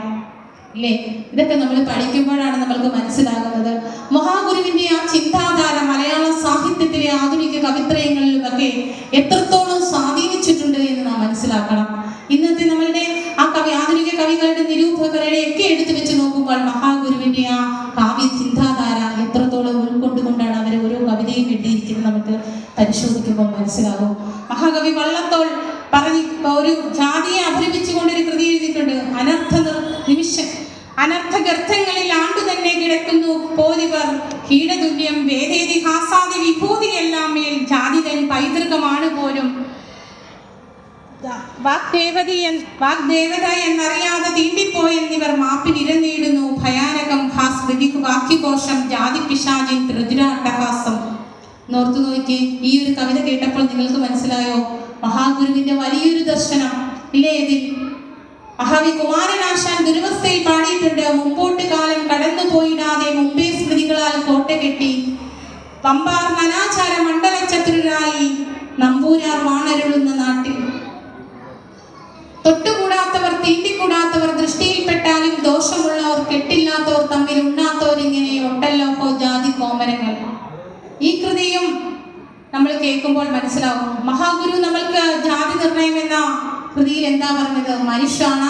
മനുഷ്യത്വം ജാതിർഗോത്രം ഘവാമിത ബ്രാഹ്മണാതിര സൈവം ഹാതത്വം വേത്തി കോപിനഹ. ഒരു ജാതി, ഒരു മതം, ഒരു ദൈവം, മനുഷ്യന് ഒരു യോനി, ഒരു ആഹാരവും ഭേദവുമില്ലത്. മനുഷ്യന്റെ ജാതി മനുഷ്യത്വമാണെന്ന് മഹാഗുരുവിന്റെ വലിയൊരു ദർശനം ഉൾക്കൊണ്ടുകൊണ്ട് ആധുനിക കവിത്രയങ്ങളായ ഈ വള്ളത്തോളും ഉള്ളവരുമൊക്കെ എഴുതിയ കവിതകൾ വായിക്കുമ്പോൾ നമുക്ക് മനസ്സിലാവും ജാതിയെ ശക്തമായി അപലപിച്ചുകൊണ്ട്, അതായത് ജാതിയെ മുറുകെ പിടിച്ച ആ ആധുനിക കവിത്രയങ്ങളൊക്കെയാണ് മഹാഗുരുവിന്റെ ഈ ദർശനം ഉൾക്കൊണ്ടുകൊണ്ട് പിന്നീട് ഇങ്ങനെ എഴുതുന്നത്. മഹാകവി വള്ളത്തോളിന്റെയൊക്കെ കവിതകൾ നേരത്തെ ശൃംഗാരം എഴുതരുതെന്ന് മഹാകവി കുമാരനാശാന്റെ മനസ്സിൽ ചെന്ന് പറയുവാൻ ഒരു ഗുരു ഉണ്ടായിരുന്നെങ്കിൽ മഹാകവി വള്ളത്തോൾ ജാതിയിൽ ഉയർന്ന ശ്രേണിയിലുള്ളതായതുകൊണ്ട് വള്ളത്തോളിനോട് ഇങ്ങനെ ഒരു കവിത എഴുതാൻ പാടുള്ളൂ എന്നുള്ള ഒരു സന്ദർഭമായിരുന്നു ഉണ്ടായിരുന്നത്. പക്ഷേ മഹാകവി കുമാരനാശാൻ 1908 വീണഭൂമി എഴുതി കഴിഞ്ഞപ്പോൾ ശൃംഗാര വിംശതി എന്ന് പറയുന്ന കവിത വള്ളത്തോൾ എഴുതിയിട്ട് കവനകൗമുദിക്ക് അയച്ചു കൊടുത്തത് ഇങ്ങനെയാണ്: എൻ്റെ പേര് വെക്കണ്ട. എന്നിട്ട് പറഞ്ഞു, ഈ കവിതയെക്കുറിച്ച് ജനങ്ങളുടെ അഭിപ്രായങ്ങളൊക്കെ എനിക്കൊന്ന് അറിയണമെന്ന്. ചിന്തിച്ചു നോക്കണം, മഹാഗുരുവിന്റെ ദർശനം ഉൾക്കൊണ്ടുകൊണ്ട് മഹാകവി കുമാരനാശാൻ എഴുതിയ കവിതകളൊക്കെ കണ്ട് പേടിച്ചിട്ട് തന്നെ ആയിരിക്കണമല്ലോ വള്ളത്തോൾ കവനകൗമുദിയോട് ഇങ്ങനെ പറഞ്ഞത്. അതെ, നമ്മൾക്ക് ഓരോ കവിതകളും എടുത്തു വെച്ച് പരിശോധിക്കുമ്പോൾ മനസ്സിലാവും. മഹാകവി ഉള്ളൂരിന്റെ കവിതകളുണ്ട്. ഒരൊറ്റ മതമുണ്ട് ഉലകിനുയരാൻ, പ്രേമമതല്ലോ പരക്കെ നമ്മെ പാലാമൃതൂട്ടും പാർവണ ശശിബിംബം. അതുപോലെ തന്നെ അടുത്തു നിൽപ്പാൻ ഒരു അനുജനെ നോക്കാൻ അക്ഷികളില്ലെന്നോർക്ക് അരൂപനീശ്വൻ ഈശ്വരൻ അദൃശ്യനായാൽ എന്ത് ആശ്ചര്യമെന്ന്. ഇത് തന്നെയല്ലേ മഹാഗുരു നമ്മൾക്ക് ആത്മോപദേശത്തിൽ പറയുന്നത്? അപരനു വേണ്ടി അഹർനിശം പ്രയത്നം കൃപണത വിട്ട് കൃപാലു ചെയ്തിരുന്നു, കൃപണൻ അധോമുഖനായി കിടന്ന് ചെയ്യുന്ന അപജയകർമ്മം അവനു വേണ്ടി മാത്രം. ഉള്ളൂർ അതുപോലെ തന്നെ തന്നാൽ കരയേണ്ടവർ എത്ര പേരോ താഴ്ത്തു പാഴ്ചേറിൽ അമർന്നിരിക്കെ താനൊട്ടിയിൽ ബ്രഹ്മപദം കൊതിക്കും തപോനിധിക്കെന്തിനു ചാരിതാർത്ഥ്യം എന്നൊരു 4 വരികൾ നമുക്ക് കേൾക്കുവാൻ ഇടയായിട്ടുണ്ട്. അതൊന്ന് ഓർത്തു നോക്കിയേ. ഈ വാക്ക് നമ്മൾ വേറെ എവിടെയെങ്കിലും കേട്ടിട്ടുണ്ടോ? മഹാഗുരു സുബ്രഹ്മണ്യ കീർത്തത്തിൽ 8ാമത്തെ പദ്യത്തിൽ പറയുന്നതും ഇതല്ലേ: സ്പഷ്ടം നിലാവങ്ങു നീങ്ങി ദിനകരൻ ഉദയം ചെയ്തു, ചന്ദ്രൻ മറഞ്ഞു തട്ടിത്തട്ടി പെരുക്കി പെരുവിടിയിൽ ഇതാക്കിയിടുവാൻ പിന്നെയാട്ടെ, കഷ്ടം ദീനം പിടിച്ചോ മധുരയത് കുടിച്ചോ കിടക്കുന്ന ലോകർക്ക് ഉത്തിഷ്ടോ നദിയിൽ മുഴുകുവാൻ കാലമായി വന്നതിപ്പോൾ. സ്വയം പ്രഖ്യാപിക്കുകയായിരുന്നു മഹാഗുരു. അതൊക്കെ ആ ഗുരുവിന്റെ അതേ ചേർച്ചയുണ്ടോ ഈ കവിത്രയങ്ങളുടെയൊക്കെ കവിതകൾ എടുത്തു വെച്ച് നമ്മൾ പഠിക്കുമ്പോൾ? അതെ, മഹാഗുരുവിന്റെ ചിന്താധാര ഈ ആധുനിക കവിത്രയങ്ങളിലൊക്കെ എത്രത്തോളം സ്വാധീനം ചെലുത്തിയിട്ടുണ്ടെന്ന് നമ്മൾ ഓരോ കവിതകളും എടുത്ത് പരിശോധിക്കുമ്പോൾ നമുക്കറിയാം. ഗുരുവിന്റെ ദർശനം ഈ ലോകമെങ്ങും ഏതൊരു കാലത്തിനും കാലാതീതമായ ദർശനമാണ്. ഗുരുവിന്റെ കൃതികളിലൂടെ കടന്നു പോകുമ്പോൾ തന്നെ നമുക്ക് മനസ്സിലാകും. ചെറിയൊരു ഉദാഹരണങ്ങൾ പറയുമ്പോൾ തന്നെ നമുക്കറിയാം. അതുപോലെ തന്നെയാണ് ഗുരുവിന്റെ ഓരോ ക്ഷേത്ര സങ്കല്പങ്ങളും. ക്ഷേത്ര പ്രതിഷ്ഠകളൊക്കെ നടത്തി തന്നിട്ട് ആ ഒരു ക്ഷേത്ര സങ്കല്പം നാം മനസ്സിലാക്കാതെയാണ് മുന്നോട്ട് പോകുന്നത്. ഗുരുവിന്റെ വലിയൊരു ദർശനമാണ് ക്ഷേത്ര സങ്കല്പം. വെറുതെ കുളിച്ചു വന്ന് തൊഴുതു പോകുന്ന ഒരിടമല്ല ക്ഷേത്രമെന്ന് നമുക്ക് ആ ക്ഷേത്ര സങ്കല്പത്തിന്റെ മകുടോ ഉദാഹരണമായി പ്രക്ഷോഭിക്കുന്ന നിങ്ങൾക്ക് ഏവർക്കും അറിയാം ചെറായി ഗൗരീശ്വര ക്ഷേത്രം. അവിടെയൊക്കെ ഒരു ചരിത്രം ഉറങ്ങിക്കിടപ്പുണ്ട്, നമ്മൾ പഠിക്കേണ്ടത് തന്നെയാണ്. കാരണം ചെറായി ഗൗരീശ്വര ക്ഷേത്രത്തിലൊക്കെ ഇവിടെ ധാരാളം പേര് പോയിട്ടുണ്ടായിരിക്കും. ഞങ്ങൾ ശ്രീനാരായണ ധർമ്മ പഠന കേന്ദ്രത്തിൽ, അതും നിങ്ങളുടെയൊക്കെ സ്വന്തം രഞ്ജിത്ത് ചേട്ടൻ്റെയൊക്കെ ആ ഒരു സപ്പോർട്ടോടുകൂടി പഠന കേന്ദ്രത്തിന് പോകുവാൻ സാധിച്ചു. പഠന കേന്ദ്രത്തിൽ ഒരു കർമ്മശ്രേഷ്ഠ പുരസ്കാരമൊക്കെ ഞങ്ങൾക്ക് കിട്ടി. അതിനൊക്കെ ഏറെ അഭിമാനിക്കാവുന്ന തരത്തിൽ നിങ്ങളുടെ ശാഖയിൽ തന്നെ അംഗത്തിൻ്റെയൊക്കെ സപ്പോർട്ട് കൂടിയാണ്. അപ്പോൾ ആ ചെറായി ഗൗരീശ്വര ക്ഷേത്രത്തിലൊക്കെ നമ്മൾ പോകുമ്പോൾ വളരെ ശ്രദ്ധിക്കേണ്ട കാര്യമുണ്ട്. കാരണം അവിടെ ഒരു ക്ഷേത്രം ഇല്ലാതിരുന്ന ഒരു കാലത്ത് അവിടുത്തെ കുറെ ചെറുപ്പക്കാർ ചേർന്ന് ഒരു ക്ഷേത്രം പണിയണമെന്ന ഒരു വലിയ ആഗ്രഹമാണ്. കാരണം ഞങ്ങൾക്കും സമൂഹത്തിൽ എന്തെങ്കിലുമൊക്കെ ഒരു ഈ ഭൂമി പാടില്ല, വിദ്യ പാടില്ല, ആയുധം പാടില്ല, മാന്യമായ വസ്ത്രം പാടില്ല എന്ന സാധാരണക്കാരുടെ അവകാശങ്ങളെ നിഷേധിച്ച നൂറ്റാണ്ടുകളുടെ ജീർണിച്ച വർണ്ണവ്യവസ്ഥയായിരുന്നു. ആ വർണ്ണവ്യവസ്ഥയിൽ നിന്ന് ഞങ്ങൾക്കും സമൂഹത്തിന്റെ മുഖ്യധാരയിലേക്ക് എങ്ങനെയെങ്കിലും ഉയർന്നു വരണമെന്ന ഒരു ആഗ്രഹമായിരുന്നു. അവിടെയുള്ള കുറെ ചെറുപ്പക്കാർ ചേർന്ന് ഒരു വിജ്ഞാനി വർദ്ധിനി സഭ രൂപീകരിക്കുകയാണ്. ആ വിജ്ഞാനി വർദ്ധിനി സഭ രൂപീകരിച്ചതിന് ശേഷം ഇവര് തീരുമാനിച്ചു, ഒരു സഭ മാത്രം രൂപീകരിച്ചുകൊണ്ട്, ഒരു സമാജം രൂപീകരിച്ച് കുറച്ച് ആളുകൾ കൂടിയത് കൊണ്ട് നമ്മൾക്ക് ഒരു മുന്നേറ്റം ഉണ്ടാകുമോ എന്നൊരു സംശയം വന്നു. അവരെന്ത് ചെയ്തു, നമ്മൾക്കൊരു ക്ഷേത്രവും പണിയണം. അന്ന് ക്ഷേത്ര പ്രവേശനം പോലും നിഷിദ്ധമായിരുന്ന ഒരു കാലഘട്ടമായിരുന്നു. അതിൽ നിന്നൊരു ക്ഷേത്രം പണിയാൻ വേണ്ടി തീരുമാനിച്ചു. അങ്ങനെ അന്ന് സർക്കാരിൽ നിന്നൊക്കെ അനുവാദം വാങ്ങണം ക്ഷേത്രം പണിയണമെങ്കിൽ. അങ്ങനെ അവർ ക്ഷേത്രം പണിയുവാൻ വേണ്ടി സർക്കാരിൽ നിന്ന് അനുവാദം വാങ്ങി അങ്ങനെ ക്ഷേത്രം പണിതു. ക്ഷേത്രം പണിത് കഴിഞ്ഞാൽ ക്ഷേത്രം പണിയുവാൻ വേണ്ടി തന്നെ ഒരുപാട് ധനം ആവശ്യമാണ്. അതിനവർ എന്ത് ചെയ്തു, ഒരു പിടി അരിയും ഒരു കെട്ട് തേങ്ങായും ഒക്കെ ധനമില്ലാത്തവർ തന്നാൽ മതി എന്നുള്ളൊരു പ്രഖ്യാപനം ഇറക്കി. അതിനുശേഷം ഓരോ തരക്കാരായിട്ട് തിരിച്ചു. 25 രൂപ, 16 രൂപ, 25 രൂപ, 12 രൂപ, അങ്ങനെ ഓരോ വിഭാഗങ്ങളായിട്ട് തിരിച്ചു. 1-ാം തരക്കാർ, 2-ാം തരക്കാർ എന്ന് പറഞ്ഞു 50, 100 കൊടുക്കുന്നവർക്ക് അതിന് മുകളിലുള്ള സ്ഥാനം. അങ്ങനെ അധ്യക്ഷ സ്ഥാനത്തിനൊക്കെ 50, 100 കൊടുക്കുന്നവരില്ലെങ്കിൽ 16, 25, 16 ഒക്കെ കൊടുത്തവരെ അധ്യക്ഷ സ്ഥാനത്തേക്കുമൊക്കെ ആക്കി. പിന്നീട് 500, 1000 രൂപയൊക്കെ കൊടുക്കുന്നവരെ 1000 രൂപ കൊടുക്കുന്നവരെ പാലകൻ എന്ന സ്ഥാനം കൊടുത്തു. 500 രൂപ കൊടുക്കുന്നവരെ ഉപപാലകൻ എന്ന സ്ഥാനമൊക്കെ കൊടുത്ത് അങ്ങനെ അവിടെ ഒരു സഭയൊക്കെ രൂപീകരിച്ചു. ക്ഷേത്രം പണിയുവാൻ അവർ തീരുമാനിച്ചു. ഇപ്പോഴും നമ്മൾ ആ ഗൗരീശ്വര ക്ഷേത്രത്തിൻ്റെ അവിടെ മാർബിൾ കല്ലൊക്കെ ഇവിടെ പാകിയിട്ടുള്ളതിൽ ആ 1000 രൂപ 500 രൂപയൊക്കെ കൊടുത്തവരുടെ സ്വർണ്ണ ലിപികളിൽ പേരെഴുതി കുത്തിയിട്ടിട്ടുണ്ടെന്നാണ് പറയുന്നത്. നമ്മൾ അവിടെ ചെല്ലുമ്പോഴത്തേക്ക് അവരോട് ചോദിച്ചിട്ട് അതൊക്കെ കാണുവാൻ വേണ്ടി ശ്രമിക്കണം. മഹാഗുരുവിൻ്റെ ആ ഒരു വലിയ ദർശനമാണ് ഉൾക്കൊണ്ടുകൊണ്ട് ഇവർ ചെയ്തിരിക്കുന്ന പ്രവൃത്തികൾ. വിജ്ഞാനി വർദ്ധിനി സഭ എന്ന് പറയുന്നത് സഹോദരൻ അയ്യപ്പനൊക്കെ ഉൾപ്പെടെയുള്ളവർ ചേർന്ന് രൂപീകരിച്ചതാണ്. അതുപോലെ തന്നെ അവിടെ സഹോദരൻ അയ്യപ്പൻ ഭവനമുണ്ട്. അതുപോലെ ഗുരുവിൻ്റെ ഏറെ പ്രിയങ്കരനായ കുമാരനാശാന്റെയൊക്കെ പ്രിയ സുഹൃത്തായ അച്യുതൻ വൈദ്യർ, സഹോദരൻ അയ്യപ്പൻ്റെ ജ്യേഷ്ഠ സഹോദരൻ അച്യുതൻ വൈദ്യരുടെ ഈ സഹോദരൻ അയ്യപ്പൻ്റെ ഭവനത്തോട് ചേർന്ന് തന്നെ അച്യുതൻ വൈദ്യർ താമസിച്ചിരുന്നതൊക്കെ നമുക്ക് അവിടെ ചെന്ന് കാണുവാൻ സാധിക്കും. അപ്പോൾ അങ്ങനെ ചെറായി ഗൗരീശ്വര ക്ഷേത്രം പണിയുവാൻ തീരുമാനിച്ചു.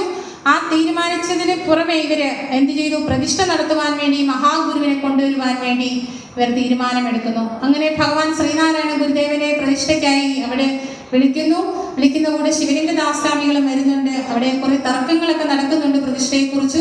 എങ്കിലും മഹാഗുരു അവിടെ നമ്മൾ ചെല്ലുമ്പോൾ കാണുവാൻ സാധിക്കുന്ന 4 ശ്രീകോവിലാണ് അവിടെ. അതായത് ഒരു ശ്രീകോവിലിൽ 4 പ്രതിഷ്ഠകളാണ്. ഒരു ശിവകുടുംബമാണ് അവിടെ. പാർവതി ദേവിയും ഗണപതി ഭഗവാനും സുബ്രഹ്മണ്യ ഭഗവാനെ പ്രധാന പ്രതിഷ്ഠയായിട്ട് അവിടെ മഹാഗുരു പ്രതിഷ്ഠിച്ചു.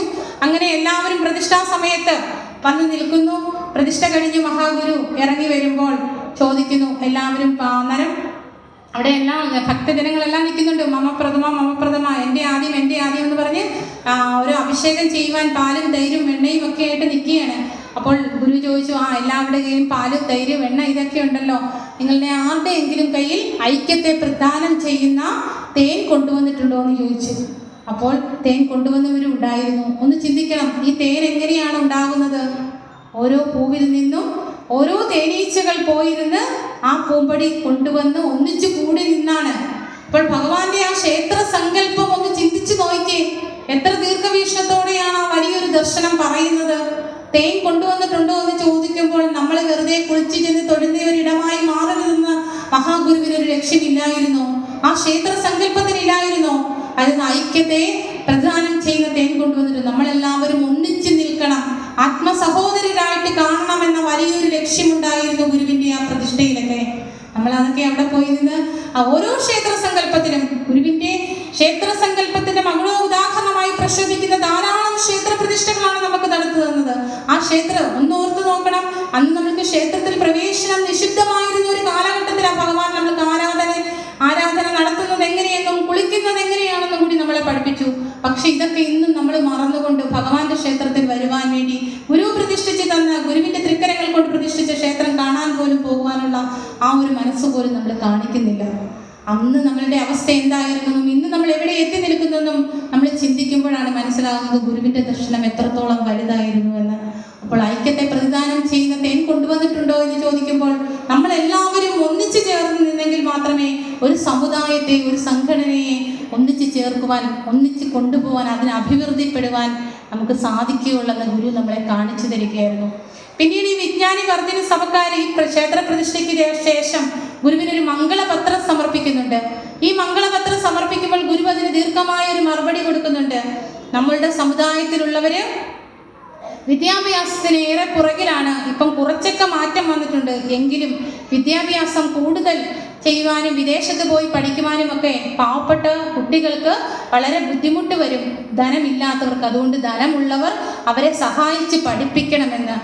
ഇന്ന് നമ്മളൊക്കെ എത്ര നമ്മളുടെ മക്കൾക്കും മരുമക്കൾക്കും നമ്മളുടെ വീട്ടിൽ എല്ലാവർക്കും ജോലി ഉണ്ടെങ്കിലും നമ്മളെന്താ പറയുന്നത്, ഒന്നും തികയുന്നില്ല ഈശ്വര, എനിക്ക് ഒന്നും തികയുന്നില്ല എന്നുള്ള ഒരു വാക്കുകളാണ് നമ്മളുടെ മനസ്സിൽ എപ്പോഴും വന്നിരിക്കുന്നത്. നമ്മളൊരു ഇട്ടാവട്ടത്തിലാണ് ഇപ്പോഴും കിടക്കുന്നത്. അതായത് നമ്മളുടെ വീട്, നമ്മളുടെ കുടുംബം, നമ്മളുടെ മക്കള്, നമ്മളുടെ മക്കള് ഒന്നെങ്കിലും ഇച്ചിരി കൂടി ചേർത്ത് പിടിച്ച് നമ്മുടെ സഹപാഠികള്, നമ്മളുടെ സുഹൃത്ത്, നമ്മളുടെ ടീച്ചേഴ്സ്, അങ്ങനെ ഒരു ഇട്ടാവട്ടത്തിലാണ് നമ്മൾ കിടക്കുന്നത്. അതൊക്കെ മാറി ഗുരു നമ്മളോട് പറഞ്ഞിട്ടുണ്ട് ശിവപ്രസാദ പഞ്ചകത്തിൽ എന്താണ്, പൊരുളെന്നു മുടമ്പൊടു മക്കളുയർത്തിരളെന്നും ഇതൊക്കെ അനർത്ഥകരം. നമ്മൾ മക്കള് എന്ന് പറഞ്ഞൊരു ചിന്തയൊക്കെ അനർത്ഥകരമാണ്. നമ്മളെല്ലാവരെയും ആത്മസഹോദരരായിട്ട് കാണുവാനാണ് മഹാഗുരുവിന്റെ വലിയ സന്ദേശം തന്നെ. അത് ഉൾക്കൊണ്ടുകൊണ്ട് വേണം നമ്മൾ ജീവിക്കുവാൻ വേണ്ടി. അപ്പോൾ നമ്മൾ ആ ഗുരുവിന്റെ ആ മംഗളപത്രത്തിൽ ഗുരു മറുപടി കൊടുത്തത് നമ്മൾ ശ്രദ്ധിക്കേണ്ട കാര്യം തന്നെ. ധനമുള്ളവർ വലിയൊരു സന്ദേശം തന്നെയാണത്. കാരണം സഹോദരനയ്യപ്പനെ വിദ്യാഭ്യാസത്തിനായി അയക്കുമ്പോൾ, തിരുവനന്തപുരത്തോട്ട് വിടുമ്പോൾ ഗുരു ഒരു കത്തെഴുതി കൊടുക്കുന്നുണ്ട്. ആർക്കൊക്കെ കൊടുക്കുന്നതെന്നോ, ആലിമൂട്ടിൽ ചാങ്ങാർ, നമുക്കറിയാം സ്വന്തമായി കാറൊക്കെയുള്ള വലിയ ധനമൊക്കെ ഉള്ള ഒരു കുടുംബത്തിലെ ആലിമൂട്ടിൽ ചാങ്ങാർ കുടുംബം എന്ന് പറയുന്നത്, ആലിമൂട്ടിൽ ചാങ്ങാർക്കും കുമാരനാശാനും കൊടുത്തു വിടുമ്പോൾ ഈ സഹോദരനും തന്റെ മനസ്സിൽ ഓർക്കുന്നുണ്ട്, ഈ പണക്കാരുടെ അടുക്കലൊക്കെ പോകേണ്ട വല്ല ആവശ്യമുണ്ടെന്ന്. ദീർഘദൃഷ്ടിയുള്ള മഹാഗുരു അത് മനസ്സിലാക്കിക്കൊണ്ട് പറഞ്ഞു, പണക്കാരെ കൊണ്ട് നമ്മൾക്ക് പ്രയോജനം ഉണ്ടാകുമെന്ന് സഹോദരനോട് പറയുന്നുണ്ട്. ഈ ഒരു വലിയ വാചകമൊക്കെ ഈ ഒരു വലിയ വചനമൊക്കെ ശരിക്കും ഈ ഒരു കാലത്തിൽ നിങ്ങൾ ധനസമ്പാദനമൊക്കെ നടത്തുമ്പോൾ നമ്മൾക്കറിയാം ഏറ്റവും കൂടുതൽ ധനമുള്ളവർ തന്നെയാണ് പിരിവ് കൊടുക്കുവാൻ വേണ്ടി കൂടുതൽ പൈസ ചെലവാക്കുന്നത് തന്നെ. അതൊക്കെ നമ്മൾ ഗുരുവിന്റെ ആ വചനമൊക്കെ നമ്മൾ മനസ്സിലാക്കണം. കാരണം അന്ന് ആ ഗുരു പറഞ്ഞതാണ്, ധനമുള്ളവരൊക്കെ നമുക്ക് പണക്കാരെ കൊണ്ടും നമുക്ക് പ്രയോജനം ഉണ്ടാകും. ഇതൊക്കെ ഗുരുവിന്റെ വലിയൊരു ദർശനമാണ്. ഇതൊക്കെ നമ്മൾ നോക്കി കാണേണ്ടതാണ്. പിന്നീട് പറഞ്ഞു, വിദ്യാഭ്യാസ സ്ഥാപനങ്ങൾ, അതായത് ഗ്രന്ഥശാലകൾ ഉയർന്നു വരണം. ഓരോ മഹാഗുരു ക്ഷേത്ര പ്രതിഷ്ഠകൾ കുറച്ചുനാൾ നടത്തി കഴിഞ്ഞിട്ട് മഹാഗുരു എന്ന് പറഞ്ഞു, ഇനി പ്രധാന ദേവാലയം വിദ്യാലയമാകണമെന്ന് പറഞ്ഞേ. ഇങ്ങനെയൊരു മഹത്തായ സന്ദേശം മറ്റൊരു മഹാഗുരുക്കന്മാരും പറഞ്ഞിട്ടുണ്ടായില്ല. 1917 പുറപ്പെടുവിച്ച സന്ദേശത്തിൽ പറഞ്ഞു, ഇനി പ്രധാന ദേവാലയം വിദ്യാലയമായിരിക്കണമെന്ന്. അതായത് വിദ്യ കൊണ്ട് സ്വതന്ത്രരാകുക എന്ന വലിയൊരു സന്ദേശം മഹാഗുരുവല്ലാതെ മറ്റേതൊരു ഗുരുവാണ് തന്നിട്ടുള്ളത്? നമ്മളിപ്പോൾ വിദ്യ കൊണ്ട് സ്വതന്ത്രരാകുക എന്ന് കേൾക്കുമ്പോൾ നമ്മളുടെ മനസ്സിലോട്ട് വരുന്നത് ഒരു നല്ല മാർക്ക് മേടിച്ച്, ഒരു അക്കാഡമിക് ബിരുദത്തിലൂടെ സ്കോളർഷിപ്പ് മേടിച്ച് നല്ല ജോലി കിട്ടി, ആ ജോലിയിലൂടെ ഉയർന്ന ശമ്പളം കിട്ടി നമ്മൾക്ക് ഇഷ്ടമുള്ളത് വാങ്ങി തിന്നു കുടിച്ച് കഴിയുന്നതാണ് വിദ്യ കൊണ്ട് സ്വതന്ത്രരാകുവാൻ നമ്മൾ ചിന്തിക്കും. പക്ഷെ മഹാഗുരു വിദ്യ കൊണ്ട് സ്വതന്ത്രരാകുക എന്ന് പറഞ്ഞാൽ വലിയൊരു ചിന്ത നമ്മളുടെ മനസ്സിലേക്ക് ഇട്ടുതന്നെ ഒരു ആത്മീയമായ രീതിയിലും കൂടെ, ആത്മസാക്ഷാത്കാരം കൂടി നേടി ആധ്യാത്മിക വിദ്യയിലൂടെ നമ്മൾക്ക് നല്ല അനുകമ്പയും സ്നേഹവും ഒക്കെ ഉള്ളവരായി, കരുണയുള്ളവരായി കഴിയുവാൻ വേണ്ടിയുള്ള ആ ഒരു വിദ്യാഭ്യാസ സമ്പ്രദായം കൂടി ഗുരു നമ്മളെ കാട്ടിത്തരുന്നുണ്ട്. ഇതൊക്കെ മനസ്സിലാകാതെയാണ് നമ്മൾ ഗുരുവിന്റെ ദർശനം, ഗുരുവിനെ പുകഴ്ത്തിക്കൊണ്ടും ഗുരുവിന്റെ ജീവചരിത്രം പറഞ്ഞുകൊണ്ടും ഗുരുവിന്റെ അത്ഭുത സ്ഥിതികൾ പറഞ്ഞുകൊണ്ടും നടക്കുന്നത്. ഗുരുവിന്റെ ദർശനം എന്താണെന്ന് മനസ്സിലാക്കി അത് പ്രാവർത്തികമാക്കുവാൻ വേണ്ടി നമ്മൾക്ക് കഴിയണം. ഗുരുവിന്റെ ആ ചെറായി ഗൗരീശ്വര ക്ഷേത്രത്തിൽ കൊടുത്തിരിക്കുന്ന മംഗളപത്രമൊക്കെ മറുപടി, ഈ മംഗളപത്രം സമർപ്പിച്ചതുമൊക്കെ ചെറായി ഗൗരീശ്വര ക്ഷേത്രത്തിൽ ചെന്നാൽ മാർബിൾ കല്ലിൽ എഴുതി വെച്ചിരിക്കുന്നതൊക്കെ നമുക്ക് കാണുവാൻ സാധിക്കും. അതൊക്കെ നിങ്ങൾ തീർച്ചയായിട്ടും എല്ലാവരും പോയി കാണേണ്ടത് തന്നെയാണ്. ഗുരുവിൻ്റെ വലിയൊരു ക്ഷേത്ര സങ്കല്പമാണ്. ഈ ക്ഷേത്രങ്ങളിലൂടെയൊക്കെ പോകുമ്പോൾ നമ്മൾക്ക് ആ ചരിത്രം ഉറങ്ങിക്കിടക്കുന്ന ഓരോ മണ്ണിലൂടെയും നമ്മൾ കടന്ന് സഞ്ചരിക്കേണ്ടതാണ്. അതുപോലെ തന്നെയാണ് നമ്മൾക്ക് 1888 അരുവിപ്പുറത്ത് ശങ്കരൻകുടിയിൽ നിന്ന് മുങ്ങിയെടുത്ത ശില മറ്റൊരു ശിലയിലേക്ക് ഉറപ്പിച്ചുകൊണ്ട് ഒരു മഹത്തായ സന്ദേശം തന്നെ നമുക്ക് തന്നു. ജാതിഭേദം മതദ്വേഷം ഏതുമില്ലാതെ സർവരും സോദരത്തേനെ വാഴുന്ന മാതൃകാ സ്ഥാനമാണിത്.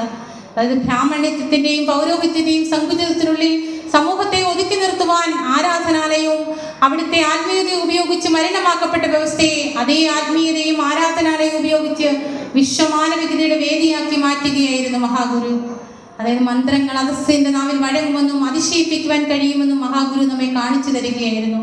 പിന്നീട് അങ്ങോട്ട് ഗുരുവിന്റെ ഇച്ഛപ്രകാരം നടത്തിയ ശാരദാ പ്രതിഷ്ഠ ക്ഷേത്രസങ്കല്പം, അതായത് വിദ്യാദേവതയെ ശാരദയെ പ്രതിഷ്ഠിച്ചുകൊണ്ട് നമുക്ക് കാണിച്ചു തന്ന ആ ഒരു വലിയ സങ്കല്പമുണ്ട്. വീണാപാണിനിയായ സരസ്വതി സങ്കല്പമല്ല അവിടെ വിദ്യാദേവതയെ ശാരദയെ ധർമ്മ അർത്ഥ കാമ മോക്ഷങ്ങളെ പ്രതിദാനം ചെയ്യുന്ന ശാരദാദേവിയാണ് നമുക്ക് പ്രതിഷ്ഠിച്ചു തന്നത്. ആ ശാരദാദേവിയിൽ ഇടത് കൈകളിലായി പുസ്തകം കൊടുത്തിരിക്കുന്നത് നമ്മളുടെ കുഞ്ഞുങ്ങളെ കാണിച്ചു കൊടുക്കണം. ഗുരുവിൻ്റെ ആ വലിയൊരു ദീർഘവീക്ഷണം 1912 മേടമാസത്തിലെ ചിത്ര പൗർണമി നാളിൽ ശാരദാംബയെ പ്രതിഷ്ഠിക്കുമ്പോൾ ഗുരു കയ്യിലൊരു പുസ്തകം കൊടുത്തിട്ടുണ്ടെങ്കിൽ അന്ന് നമ്മളുടെ അവസ്ഥ എന്തായിരുന്നു എന്ന് ചിന്തിക്കണം. അതായത് നമ്മൾക്ക് ക്ഷേത്രത്തിൽ പോകുവാനോ വിദ്യാഭ്യാസം നടത്തുവാനോ ഒരു സ്വാതന്ത്ര്യവും ഇല്ലാതിരുന്ന ഒരു കാലഘട്ടം. അതാണ് നമ്മൾ ഗുരുവിൻ്റെ ആ ശാരദയുടെ മുമ്പിൽ ചെന്ന് നിൽക്കുമ്പോൾ നമ്മളുടെ മക്കൾക്ക് നമ്മൾ പറഞ്ഞു കൊടുക്കണം മഹാനായ ഡോക്ടർ പൽപുവിനെയൊക്കെ കുറിച്ച്. അന്നത്തെ ഒരു കാലഘട്ടത്തിൽ അവർക്ക് വിദ്യാഭ്യാസം ചെയ്യുവാനുള്ള സ്വാതന്ത്ര്യമില്ലായിരുന്നു. തൻ്റെ അച്ഛൻ മുതൽ നല്ല വിദ്യാഭ്യാസം നേടി സർക്കാർ ഉദ്യോഗത്തിന് അപേക്ഷിക്കുമ്പോൾ അത് നിരസിക്കുകയാണ്. അവരുടെ കുടുംബത്തിൽ തന്നെ അച്ഛനും 2 മക്കളും സർക്കാർ ഉദ്യോഗം നിഷേധിച്ചു.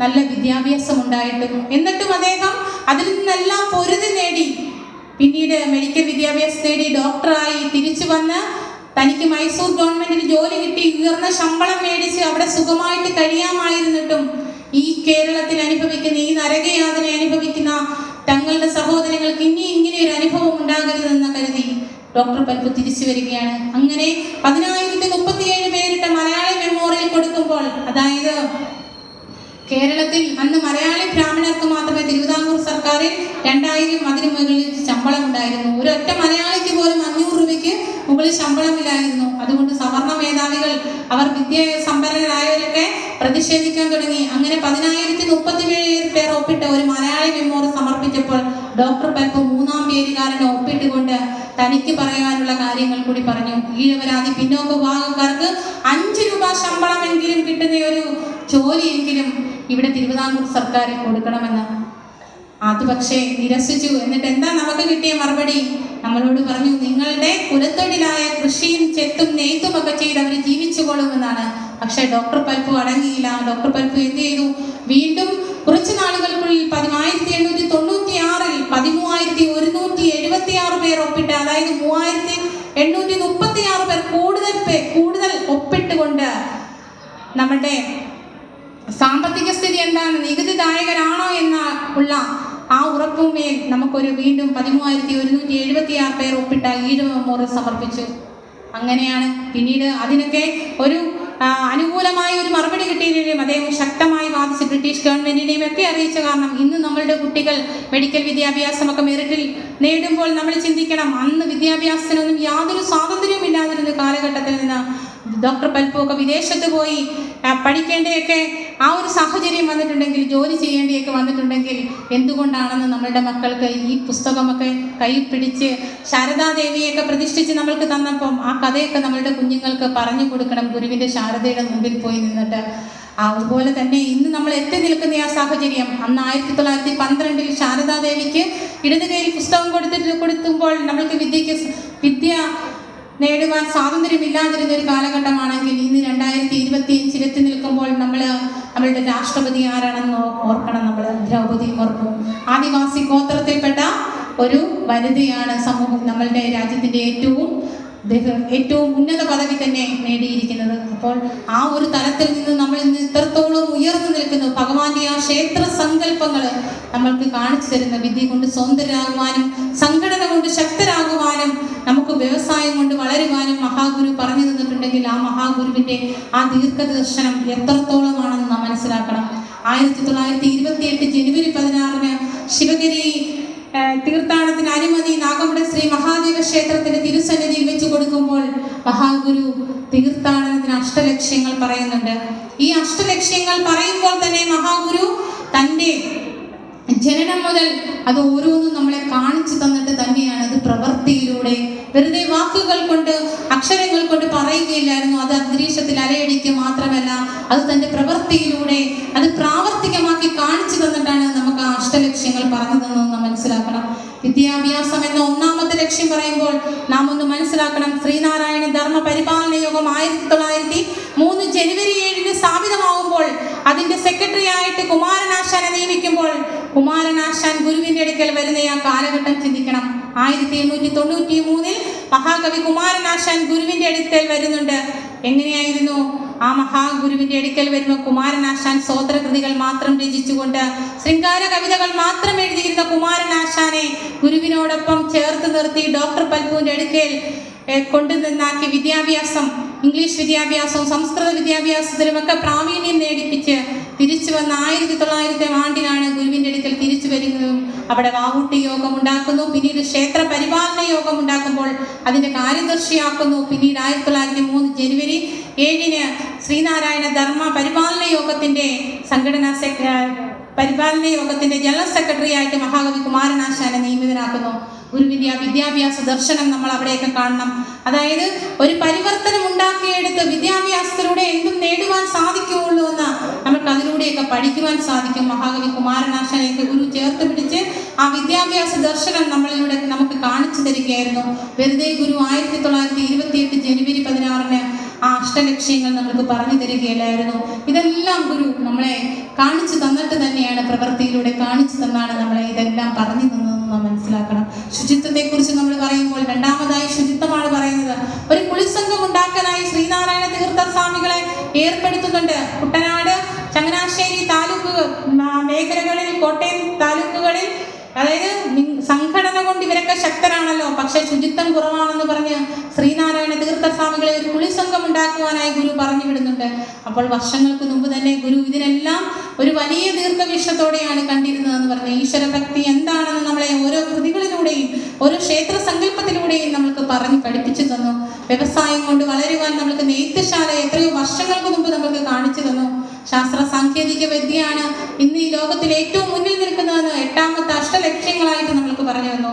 അപ്പോൾ ഇതെല്ലാം ഗുരുവിൻ്റെ ആ ദർശനമെല്ലാം പഠിക്കണമെങ്കിൽ ഇതിൽ ഓരോന്നിലൂടെയും നമ്മൾ കടന്നു ചെന്ന് നമ്മൾ അത് ആഴത്തിലൊന്ന് പഠിച്ചെങ്കിൽ മാത്രമേ ഗുരു നമ്മൾക്ക് തന്ന ആ വിശ്വമാനവ ദർശനം എത്രത്തോളം മഹത്തരമാണ്.